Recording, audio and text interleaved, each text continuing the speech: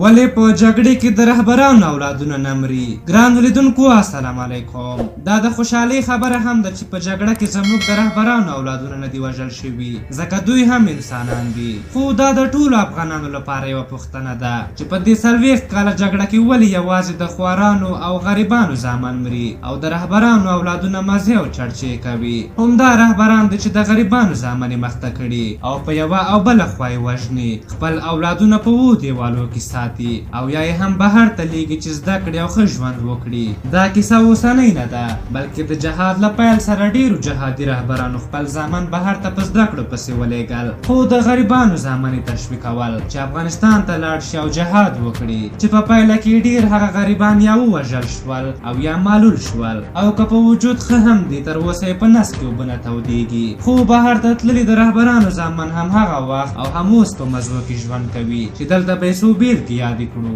د برهان الدین رباني یو زوی اوس د بهرنیو چارو وزیر دی، بل د موسیقۍ کاروبار کوي، دریم یې سپیان ساتي او لور یې ماډلینګ کوي. د مولوي محمد نبی محمدي زوی میراغا محمدي له نغمې سره واده وکړ.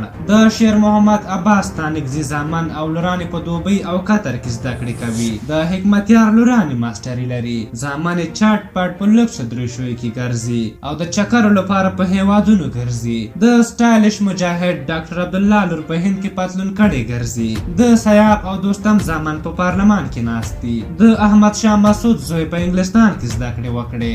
د حامد کرزي میرویس جان ته خو په ټولګي کې څو باډیګارډان ولاړ وي چې د چا لاس پرې ونه لګېږي. د اشرف غني اولادونه په امریکا کې ناست دي او خپل وطن به یې شاید لیدلی هم نه وي. نور رهبران هم همدغسې در واخلئ. د څه باندې 40 کلنې جګړې په ترڅ کې که وپلټل شي د افغانستان د رهبرانو زامن نه دي وژل شوي، او که وژل شوي هم دي یا به یې نشې کړې وي، ځان به یې چېرته غر کړی وي او یا به یې هم موټر ټکر کړی وي او په دې ډول به یې له ژونده سره مخه ښه کړې وي. خو د سیاسي رهبرانو د لاسه هره ورځ بې شمېره هغه ساده ځوانان قتلیږي چې دوی مخکې کړي دي او د ژوند او مرګ په کیسه کې نه دي. کله دوی سره د غریبو وطنوالو د غم لږ احساس هم وی، داسې به یې نه وی کړي. خو دې رهبرانو درد نه دی لیدلی، اولادونه یې نه دي وژل شوي، ځکه د نورو د اولادونو په کیسه کې هم نه دي چې سل مري او که زر. مهاتما ګاندي وایي جګړه به هغه وخت پای ته ورسیږي چې د رهبرانو زامن پکې ومري. که د افغانستان جګړه هم په دې ډول پای مومي نو ټول به دا خیرا کوو چې خدای پاک دې له هغه ټولو رهبرانو